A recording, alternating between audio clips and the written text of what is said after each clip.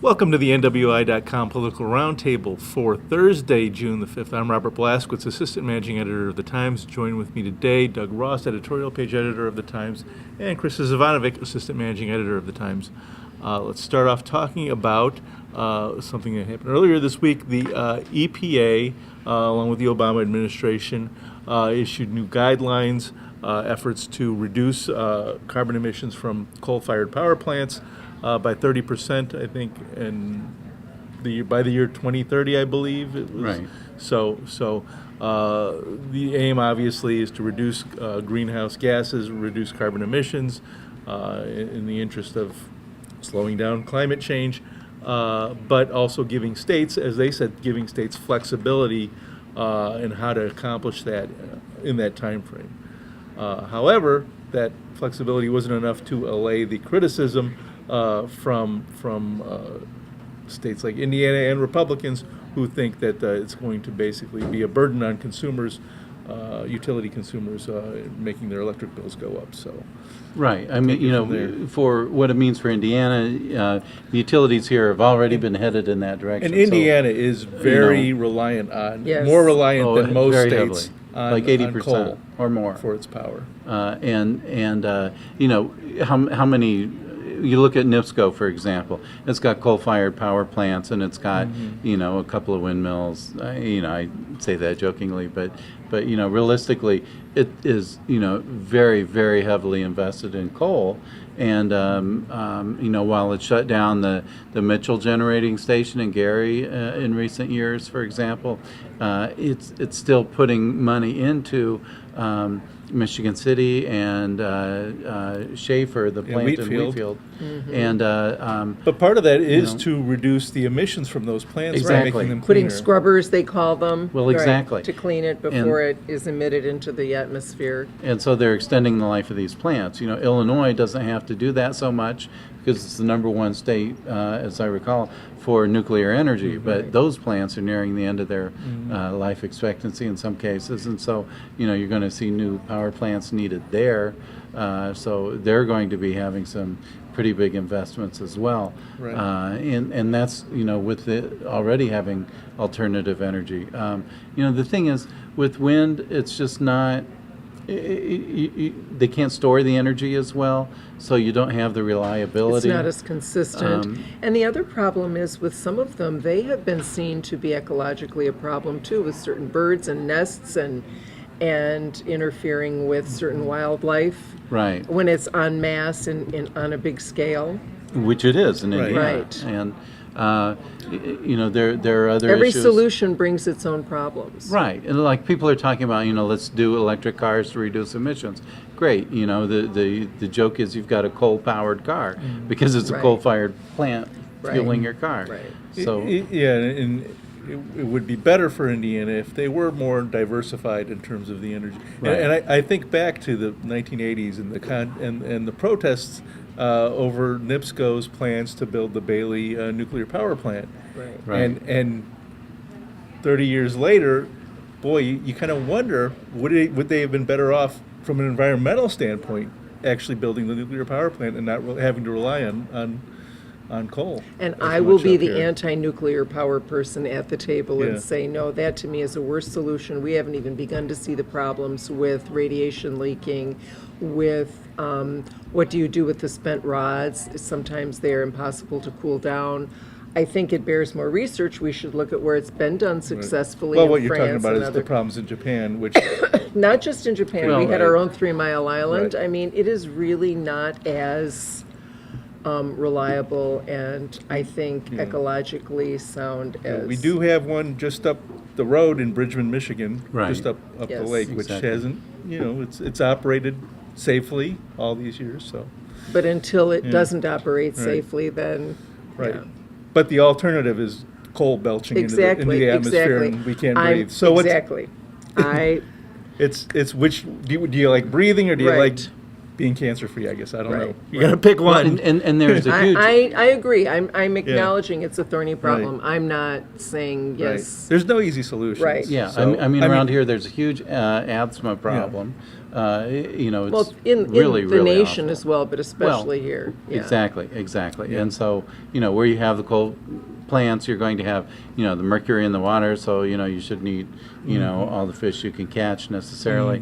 It depends on how well you can catch fish, I guess. Yeah. And, you know, there are many environmental consequences.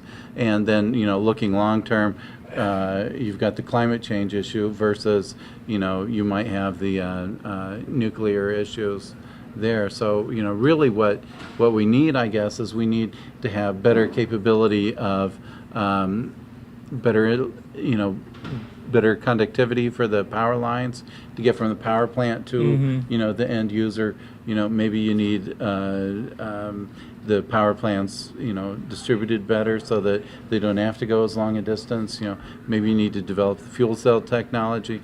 But what it all comes down to is you got to develop technology better to better be able to And serve I think the that was consumer. what Germany's idea was to do, but now it's turned out that maybe they're not using their subsidies to develop, they're just sitting on the profits. And that's Well- what Senator Coates was saying. You got, Right. no matter what solution you come up with, there's Yeah. a problem. Yeah, he spoke on the Potential Senate floor problem. yesterday. I listened Right. to him speak, and he was making the case. He was ambassador at the time that Germany went through all of this, and saying, you know, you've got, you know, a high percentage of Germans considered energy poor because they're, you know, not served well and all of this stuff, and they don't make enough for the higher utility bills. Yeah, he So said for they're some of them, getting fully subsidies. 10% of their Exactly. annual salaries was going to pay for their utilities. Yeah, which is, A yeah, lot. frightening. And, Sure. you know, when we're looking at the prospect of higher utility bills, you know, of course, we're going to be scared by Sure, that. sure. And it doesn't help when the state gets rid of its energy program. Yeah, exactly. Exactly. To conserve energy, I mean, you actually, you know, something that was helping by lowering, when you have people using less energy, you lower energy costs for everyone because there's less demand. And this So- is the Energizing Indiana Right. program. Right. So, Right. so NIPSCO is doing its own Right. program now, but, you know, it's So- like, you know, hello, this Yeah. is not good Right. timing. So, to you know, do it's one this. thing to whine about the burden on consumers, but why don't you whine about them getting rid of that program? It's stupid. So, moving on. Speaking of We've stupid. solved nothing. Speaking Right. of whining. Preschool. The Governor Pence had his preschool pilot program for, I believe, 5 counties where they were going to basically give vouchers of sorts to lower income families to get their kids into preschools. We've kind of seen some of the guidelines on that. Lake County is is the only Northwest Indiana county that's a finalist. I think there's something like 14, 18. 18 counties that are finalists, and Lake County's one of them. And it was believed that they had stand a pretty good chance of being one of the 5. But there are some restrictions in this program. First of all, it's not going to get started this fall. It's probably not going to get started until Right. 2015. Well, and for Lake County, I'm not sure exactly how beneficial it will be. I know that our state legislators were touting it, but we already have the bulk of our low-income children are already serviced with preschool through Head Start. So part of the problem is the state will give up to 4,000 vouchers, but about 3,000 kids already have access to preschool, quality preschool. So there was kind of a misfire in that regard. The intent, I think, was sound, but I don't think many people realize it's for vouchers for already existing preschools. And you're only going to get a voucher for level 3 or level 4 preschools, which are considered quality preschools. They're not just nursery babysitting There are schools. certain They have requirements. certain, right, like Certified. Geminis, Head Start, and Maryville, and so forth. So I think it's kind of problematic. The other thing that I think is a problem is, which I think is really dumb, I will say that, each county has to now put on the best face how they're going to use these vouchers and what they're going to do. And it's kind of dumb to put the onus on counties, because with counties having to cut back with tax caps and so forth, there really isn't anyone in county government at the county level who represents education and preschool and poor children. Maybe it would have been better had they designated someone like Alu Martinez or the Porter County counterpart, like Area United Way person, who's familiar at least with preschool and poor children getting a quality preschool education. Well, I mean, education is a state responsibility when it comes down to it. You know, the locals fund, in K to 12, the locals fund the structures, basically, and the busing. But everything else, I mean, the operations is supposed to be a state responsibility. So why are they looking at the county for this when we're trying to extend the responsibility for preschools? Well, and another interesting piece of it is, I'm glad you brought that up, FSSA is overseeing this, not the Department of Education, partly because it's FSSA funding that will go to pay for the vouchers. So it's creating, to me, yet another kind of problematic bureaucracy that It's just too convoluted. yeah, it's I mean, a good seriously. intent, but maybe it's a good thing that it's not supposed to start this fall, because maybe they could tweak it and Right, revise it. right. Maybe they can work out some of those bugs. And of course, it's just a pilot program, so Right. it's not the entire state either. right. So. And this is something, there's you a- know, that the Governor Pence, remember, testified at a Senate committee hearing, and that's, you know, almost unheard of for a governor to testify on behalf of a bill. But again, So- I just want to say one more thing, while the intent is good, it doesn't really serve the working poor, the children of the working poor, because it's 127% of the poverty level. So for a family of four, they have to be earning less than $30,000. Well, what about the family of four that earns $35,000 Right. and is in great need? You know, middle-class people can afford grudgingly to do this, and the severely poor, but again, that leaves the swath of the working poor left out in the cold yet Yeah. again. And maybe Kind of- that's kind the of the way same to group tweak of it. people that was left out by the refusal to expand Exactly. Medicaid. Right. So, we have, speaking of poverty and speaking of the poor, we have a special project that we've been working on that will be published on Sunday. That we encourage everyone to pick up Sunday's paper. We're calling it The Price of Poverty. And I don't know if you want to speak on this, Krista. You've spent a lot of time. It's a 14-page special section. We had 4 reporters, a designer, and several editors writing stories, doing research for 3 months. And we got our story ideas and worked with people in Lake Porter, LaPorte counties who work with the poor. So we asked them, what are you seeing? What are the problems? What are the potential solutions? What are the needs?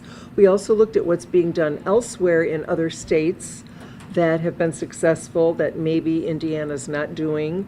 It's very comprehensive, and I recommend that everyone take it and read everything. It might take you a few weeks, but I think it's really instructive. Well, and, you know, here we are on the, you know, we've had a half century since Lyndon Johnson declared war on poverty, you know.